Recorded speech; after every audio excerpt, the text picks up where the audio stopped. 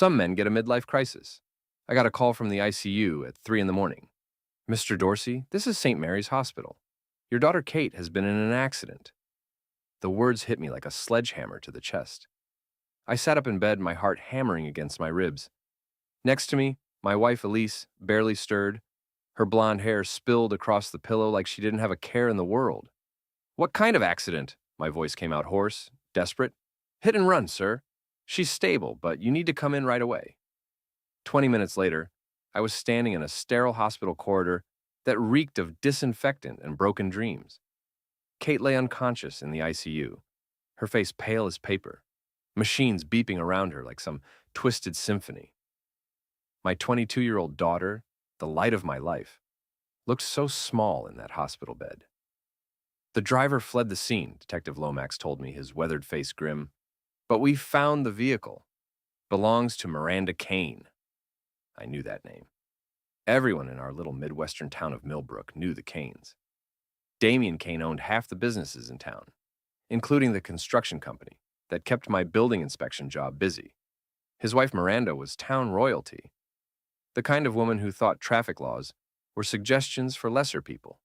Where is she? I asked. Lomax shifted uncomfortably. That's complicated, Jack. The Kanes have connections, good lawyers. They're claiming the car was stolen. Bullshit. I know it, you know it, but proving it, he shrugged helplessly. That's when my phone rang. Unknown number. Jack Dorsey? The voice was smooth, confident. Rich. This is Damien Kane. I think we need to talk. About your wife running down my daughter? About being reasonable. Miranda wasn't driving that car, but even if she was, accidents happen. I'm prepared to cover all medical expenses, plus a generous settlement. All you have to do is keep this quiet. I felt something cold settle in my chest. You have 1 hour to turn her in. Kane laughed. Or what? You'll what exactly? I own the judge, Jack. I own half the police force. You're a building inspector who makes 45 grand a year. Stay in your lane. The line went dead. I stared at the phone, then at my daughter's broken body. Elise finally showed up an hour later, her makeup perfect, not a hair out of place. Strange, considering she'd supposedly rushed here from home. How is she? Elise asked, but her eyes were on her phone, fingers typing away. Unconscious. 3 broken ribs, internal bleeding, concussion. That's terrible. She didn't look up from her screen. I'm sure she'll be fine. Kate's tough. That's when I noticed it. The faint smell of expensive cologne on her clothes. Not my cologne. And the way she kept checking her phone like she was waiting for something important. 10 minutes later, my phone rang again. This time it was Kane's lawyer, and he sounded panicked. Mr. Dorsey, we need to meet immediately. My client is prepared to accept all your terms, just please stop. I hadn't done anything yet, but they thought I was already playing their game. They think I'm bluffing, I muttered to myself, watching Elise text frantically in the corner. They're about to find out I play for keeps. The basement of our ranch house had always been my sanctuary.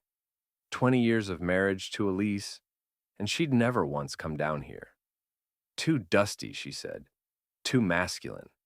Perfect for what I had in mind. My workshop occupied one corner, tools, electronics, a computer I'd built myself. The other corner held boxes of memories. My Army service records, commendations, photos from my time in military intelligence. Skills I'd hoped never to use again in civilian life. But desperate times called for desperate measures. I started with Elise's laptop. She'd left it charging in the kitchen, password protected, but not against someone who knew her habits. Her maiden name plus our anniversary year, pathetically predictable. The deleted browser history told quite a story. Hotel websites, lingerie purchases I'd never seen, restaurant reservations for 2 during times she'd claimed to be working late. Her email was even more interesting. Dozens of messages to and from someone named DK. The content made my stomach turn. Can't wait to feel your hands on me again. Jack suspects nothing.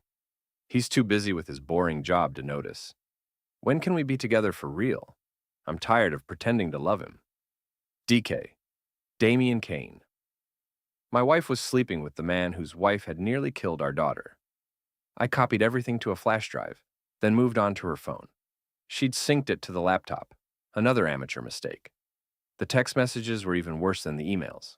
Photos, videos, plans to meet at the Grandview Hotel every Tuesday and Thursday. Details about our finances, our marriage, our daughter that she'd shared with her lover, like gossip. The most recent exchange, from just 3 hours ago. Damien, your husband called. He's going to be a problem. Elise, don't worry about Jack. He's all bark, no bite, always has been. Damien, Miranda's scared.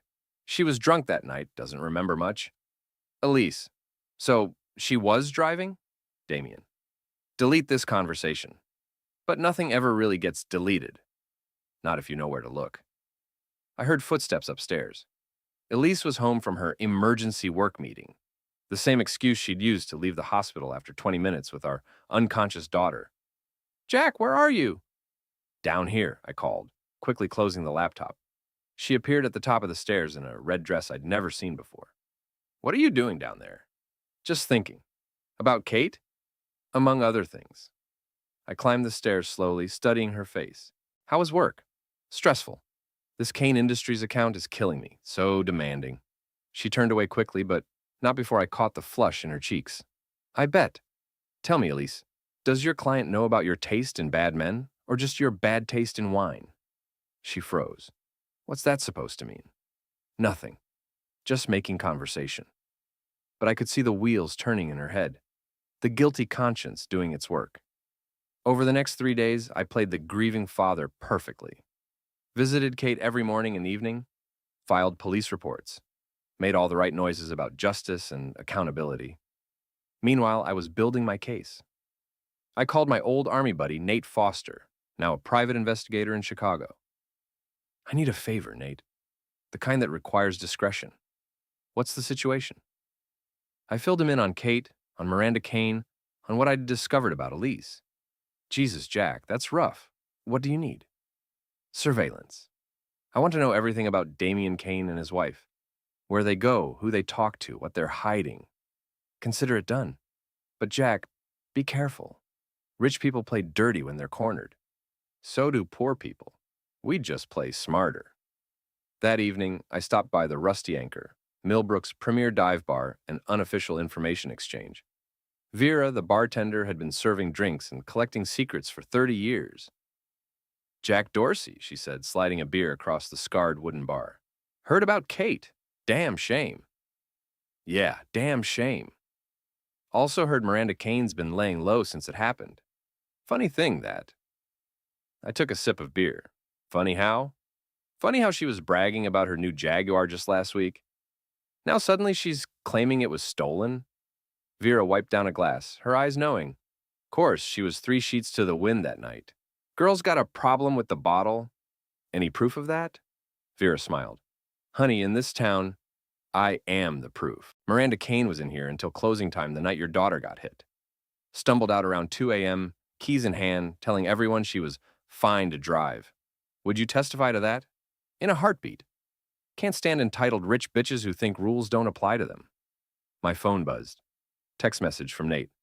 Jackpot, check your email. The photos he'd sent showed Damien and Elise entering the Grandview Hotel together, looking very much like lovers. The timestamps proved she'd lied about her whereabouts for months. But the real prize was the final image. Miranda Kane, stumbling drunk from Damien's Mercedes the night of the accident. Not her Jaguar, his car. The plot thickens, I muttered, and so does the mud I'm about to fling. Damien Kane lived in a gated mansion on the hill overlooking Millbrook, like some feudal lord surveying his domain. 8 bedrooms, indoor pool, and security cameras that I'd studied for 3 nights running. The cameras had blind spots. Everything has blind spots, if you know how to look. At 2 a.m. on a moonless Thursday, I slipped through a gap in the fence line where overgrown bushes blocked the camera's view. 20 years since my last covert operation, but muscle memory dies hard. I wasn't there to steal anything, just to plant evidence where it would be found. Miranda's muddy running shoes, which I'd borrowed from their pool house, her silver flask engraved with her initials, reeking of vodka, a torn piece of fabric that matched the dress she'd worn to the bar that night. I scattered them artfully around the garage, then made an anonymous call to Channel 7 News. I think you should know that Miranda Kane has been hiding evidence from that hit-and-run case. Check her garage. By noon, news vans surrounded the Kane mansion like vultures. Miranda, caught off guard by reporters, stammered through a pathetic denial while cameras rolled. I don't know how those things got there. Someone's trying to frame me. The court of public opinion is swift and merciless. By evening, Here's Justice for Kate was trending on social media. The Kane's carefully constructed image was cracking. Damien's retaliation came the next morning. A call from my supervisor at the city building department. Jack, I'm sorry, but we're putting you on administrative leave pending an investigation. Investigation into what? Anonymous complaints about your work. Allegations of corruption. Taking bribes. Falsifying inspection reports. I almost laughed. That's ridiculous. I know it is. But my hands are tied. The complaints came from some very influential people. Rich men throwing their toys out of the pram. But I was nobody's toy. That afternoon, I followed Damien to the parking garage beneath his office building. He was alone, walking to his pristine BMW, when I stepped out of the shadows. Hello, Damien. He spun around, his face pale. What the hell are you doing here? Having a conversation, man to man. If you're here to threaten me, threaten you? I laughed, circling his car like a predator. Why would I do that? I'm just a building inspector who makes 45 grand a year, remember? I ran my finger along his car's hood, leaving a small scratch in the perfect paint. Stay away from my family, Damien. Stay away from my wife. And tell your drunk wife to turn herself in. You can't prove anything. I pulled out my phone, showed him a photo of him and Elise entering the hotel. Can't I? His face went white. Where did you get that? I get lots of things. Like security footage of Miranda stumbling out of your car the night she hit my daughter. Like bank records showing payments to Judge Harrison's campaign fund. Like photos of you and my wife in very compromising positions. I picked up a loose bolt from the garage floor and dragged it along his passenger door, leaving a deep gouge. This is just foreplay, Damien. Try me again, and you'll be parking a bicycle. He was shaking now, all his arrogance deflated. What do you want? Justice, the old-fashioned kind. I walked away, leaving him standing next to his damaged car like a broken man. That evening, Elise tried a different approach. She cooked my favorite dinner, wore the black dress I'd bought her for our anniversary, poured expensive wine. I know you're going through a hard time with Kate, she said, her voice honey-sweet. Maybe we could take a vacation when she's better. Reconnect. I looked at her across the dinner table, this woman I'd loved for 20 years, who'd been betraying me with the man whose wife had nearly killed our daughter. That's thoughtful of you. Where were you thinking? The Grandview Hotel? She nearly choked on her wine. What? Nothing, just a suggestion. But I could see the panic in her eyes, the realization that her perfect little secret wasn't so secret anymore. Jack, is there something you want to ask me? I smiled, cutting my steak with deliberate precision. Should there be? She tried to laugh, but it came out shaky. You're acting strange. Am I, or am I just finally paying attention? That night, she pretended to sleep, but I could feel her tension radiating across the bed. Her phone buzzed with messages she didn't dare check. Let her sweat. Let them both sweat. The game was just getting started. Nate's surveillance photos arrived at dawn, and they were better than Christmas morning. Damien Kane owned a lakeside cabin 40 miles outside town, the kind of place rich men took their mistresses and hid their dirty secrets. More importantly, it's where Miranda Kane had been hiding since the media firestorm began. She's been there 3 days, Nate reported over the phone, drinking herself stupid from what I can see. Place is isolated, no neighbors for miles. Perfect. Time to flush her out. Jack, what exactly are you planning? Nothing illegal, just a little psychological pressure. I'd learned a few things about fear during my army years. The most effective terror isn't physical. It's the kind that lives in your head, growing stronger every time you close your eyes. Miranda Kane was about to get a master class. I drove out to the cabin that afternoon, parking a mile away and hiking through the woods. The place was exactly what I'd expected. Rustic luxury, all cedar and glass, designed to look humble while costing more than most people's houses. Miranda's Jaguar sat in the driveway, the front bumper showing fresh damage that hadn't been there before the accident. I didn't need to break in. I just needed her to know I'd been there. I left a photo of Kate in the hospital tucked under her windshield wiper. No note, no threats. Just the image of what her reckless driving had done. Then I called the cabin's landline from a burner phone. Miranda Kane? Who is this? Her voice was slurred, panicked. A concerned citizen. You should know that everyone in town is talking about you, about what you did to that poor girl. I didn't do anything. The whole town knows you were drunk. They know you ran. They're calling you a coward, Miranda. A rich, spoiled coward who can't face the consequences of her actions. I hung up. An hour later, I called again and again, each time from a different number, each time with a different voice, sometimes disguised, sometimes not. Always with the same message. The town knew what she'd done. By evening, she was climbing the walls. I watched through binoculars as she paced the cabin, drinking straight from a bottle, jumping at every sound. That's when I made my final call. The police are coming, Miranda. Someone tipped them off about where you're hiding. You have maybe 10 minutes. She bought it completely. Within 5 minutes, she was throwing clothes into a suitcase, stumbling around the cabin in a panic. She peeled out of the driveway so fast, she nearly hit a tree. I followed at a distance, watching her drive like a maniac down the winding mountain road. She was drunk, terrified, and making terrible decisions. Exactly what I'd counted on. She made it about 3 miles before losing control on a sharp curve. The Jaguar slammed into a guardrail, crumpling like an accordion. Not hard enough to kill her, but hard enough to make a statement. I was the first to arrive at the scene, playing the role of concerned citizen who'd happened to be driving by.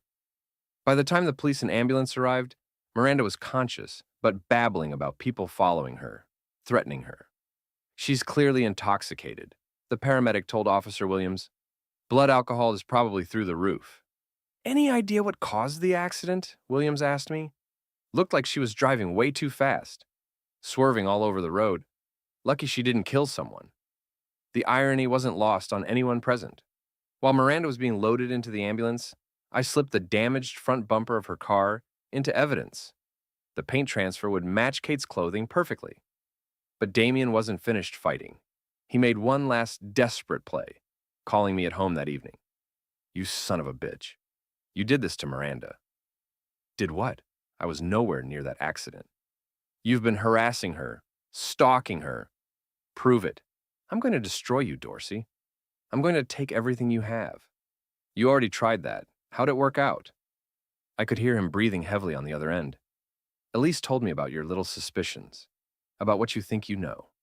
What I know, Damien, is that you're screwed. Miranda's blood work will show she was drunk. The paint on her car will match my daughter's clothes. And when the police dig deeper, they'll find all sorts of interesting things about your family's business dealings. You can't touch me. Watch me. I hung up and immediately called my lawyer, Susan Green. She was expensive, ruthless, and had a reputation for making rich men cry. Susan, I need you to file a civil suit against Miranda Kane and her husband. Reckless endangerment, hit and run, conspiracy to obstruct justice. I want everything they own. That's a big swing, Jack. You sure you have the evidence? I have enough to bury them both. Then, let's get started. The next morning brought news that made my day. Damien's construction company had been awarded a city contract through what appeared to be a rigged bidding process. The same contract I'd been investigating before my suspension. I'd kept copies of everything, of course. Building codes violations, safety shortcuts, bribery evidence, all carefully documented and ready for the right moment. I hand-delivered the files to the FBI field office in the state capitol, along with photos of Damien and Judge Harrison playing golf together the day before the contract was awarded. Interesting reading, Agent Morrison said, flipping through the evidence. We've been watching Kane for months, waiting for something solid. Consider this my civic duty.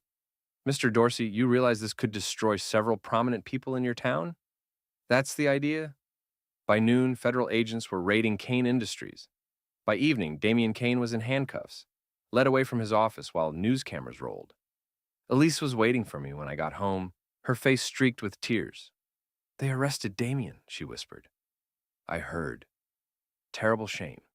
Jack, we need to talk. Do we? About what? About us. About mistakes I've made. I looked at my wife, really looked at her. For the first time in months. She was still beautiful. Still the woman I'd fallen in love with 20 years ago. But something essential was missing now. Trust, respect, love. Some mistakes can't be fixed, Elise. Please, I'll do anything. I'll end it with Damien. It's already ended. He's going to prison. She stared at me, and I saw the exact moment she realized the truth. That this wasn't coincidence or bad luck. That I'd orchestrated every piece of Damien's downfall. You did this. I protected my family. Something you forgot how to do. You destroyed him. He destroyed himself. I just helped people see it. She backed away from me like I was a stranger. I don't know who you are anymore. I'm the same man I've always been. You just never bothered to pay attention. That night, she packed a bag and left for her sister's house. I didn't try to stop her. The house felt different without her, cleaner somehow, like a weight had been lifted. But I wasn't done yet. Not by a long shot. The Millbrook Harvest Festival had been a town tradition for 60 years. Every October, Main Street filled with vendors, families, and the kind of small-town charm that made people forget about the ugliness lurking beneath the surface. This year's festival would be different. This year, it would be a reckoning. Kate had woken up 2 days earlier, groggy but alert. The doctor said she'd make a full recovery, though she'd carry scars for the rest of her life. She remembered everything about the accident, Miranda Kane's Jaguar, the smell of alcohol, the way Miranda had looked right at her before speeing away. I want to testify, Dad, Kate told me from her hospital bed. I want to make sure she pays for what she did. She will, sweetheart. I promise you that. But prison wasn't enough. Not for what they'd done to my family. Some justice has to be public, personal, and permanent. I'd spent weeks preparing for this moment, calling in favors, making arrangements, setting the stage for a confrontation that would be talked about for years. The festival was in full swing when Elise arrived with Damien. He'd made bail, though his business was ruined and his assets frozen. She'd moved in with him after leaving me, playing the role of supportive girlfriend while his world collapsed around them. They walked down Main Street like they owned it, ignoring the stares and whispers. Damien wore an expensive suit that couldn't hide the defeat in his eyes. Elise clung to his arm, her chin raised defiantly. I was waiting for them at the town square, surrounded by half the population of Millbrook. Vera had done her job perfectly, spreading word that something big was going down at the festival. The local news crew was there, cameras rolling. Damien, Elise, I called out, my voice carrying across the crowd. So good of you to join us. They stopped, trapped by the circle of onlookers. Damien's face went pale, but Elise stepped forward. Jack, don't do this. Not here. Do what? I just want to talk to my wife and her boyfriend, in public, where everyone can see. The crowd pressed closer, sensing drama. Phones came out, recording everything. You're drunk, Damien said, though I hadn't touched alcohol in days. No, that's your wife's department. Speaking of Miranda, how's she doing? I heard the rehab facility's very exclusive. Shut your mouth? Or what? You'll have me fired again? Sue me? By a judge? I laughed, loud enough for everyone to hear. Funny thing about federal investigations, they make all those little favors disappear. I pulled out my phone, connected it to the portable speaker Vera had set up for the festival announcements. I thought everyone might want to see some interesting text messages between my wife and Mr. Kane here. Very illuminating stuff about their relationship. And about the night his wife ran down my daughter. Jack, no! Elise lunged for the phone, but I held it out of reach. The messages played over the speaker, clear as a bell. Elise's voice, reading her own words about how much she despised our marriage. Damien's voice, discussing Miranda's drinking problem and the night of the accident. The crowd's murmur turned ugly. These were working people, family people, who didn't have patience for rich folks who thought they were above consequences. That's private, Elise screamed. So was my marriage, until you decided to share it with him. Damien tried to push through the crowd, but found his way blocked by angry faces. This is harassment. This is justice, called out Vera from the back. About time someone stood up to you canes.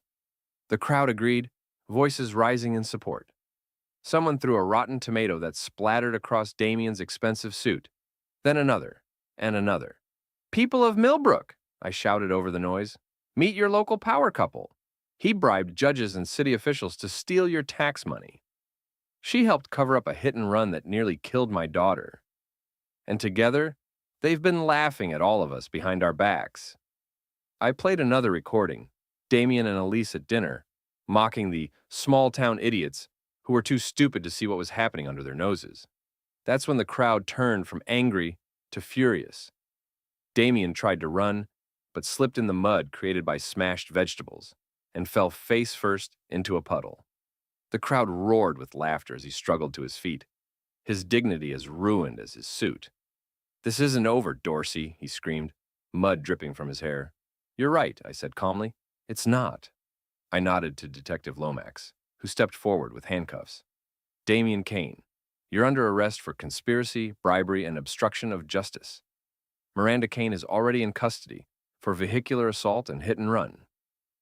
As they led Damien away, Elise turned to me with pure hatred in her eyes. "You've destroyed everything." "No," I said. "I've revealed everything." "There's a difference." She tried to slap me, but I caught her wrist easily. "Don't," I said quietly. "You've humiliated yourself enough for one day." The crowd watched in silence as she stumbled away, her designer heels catching in the mud, her perfect hair disheveled, her reputation in ruins. Later that evening, I sat in the rusty Anchor, nursing a beer and watching the news coverage on the bar's TV. The story had gone viral. Small-town man destroys corrupt power couple was trending nationwide. "Hell of a show you put on," Vera said, refilling my glass. "Just giving people what they deserve to see." What happens now? I smiled, thinking about the calls I'd been getting all day. Job offers from 3 different cities, interview requests from major news networks, book deal inquiries from publishers. Now I start over, somewhere new with Kate when she's ready. And Elise? Elise made her choice. Now she gets to live with it. On the TV screen, they were showing footage of Damien's mansion being seized by federal marshals, Miranda's mugshot from her DUI arrest, and Elise's social media accounts being flooded with angry comments from former friends. "Some men get a midlife crisis," I muttered, raising my glass to the screen. "I got justice." 3 months later, I was packing the last boxes from our house when Elise showed up at the door. She looked terrible, thin, haggard, her designer clothes replaced by discount store basics. "Jack, please, we need to talk." I kept packing. Talk about what? About forgiveness, about second chances. "You mean about the fact that Damien dumped you the minute his assets got frozen? Or about how your old friends won't return your calls?" She flinched. "I made mistakes." "You made choices, there's a difference." "I lost my job, my apartment, everything." I looked up from the box I was packing. "And?" "And I need help. I'm your wife, Jack. For better or worse." "No, you were my wife." Past tense? "The divorce papers were finalized last week." Her face crumpled. "I have nowhere to go." "You should have thought about that before you decided to betray your family. For a man who threw you away the second he didn't need you anymore. Please, I'm begging you." I stood up, walked to the door, held it open. "I'm not the same man you married, Elise. That man would have forgiven you, taken you back, pretended none of this happened. But that man was weak. That man let people walk all over him. And now? Now I'm the man who destroyed Damien Kane. I'm the man who exposed Miranda Kane. I'm the man who made sure justice was served when the system failed." I looked her straight in the eye. "I'm not someone you want to cross." She stared at me for a long moment, seeing perhaps for the first time who I really was underneath the mild-mannered building inspector facade. "I never knew you could be so cold. You never bothered to find out what I was capable of. Your loss." She left without another word. An hour later, Kate arrived to help with the last of the packing. She was walking with a cane now, but the doctor said she'd eventually make a full recovery. More importantly, she was smiling again. "Dad, you know you didn't have to destroy Mom's entire life." "Yes, I did.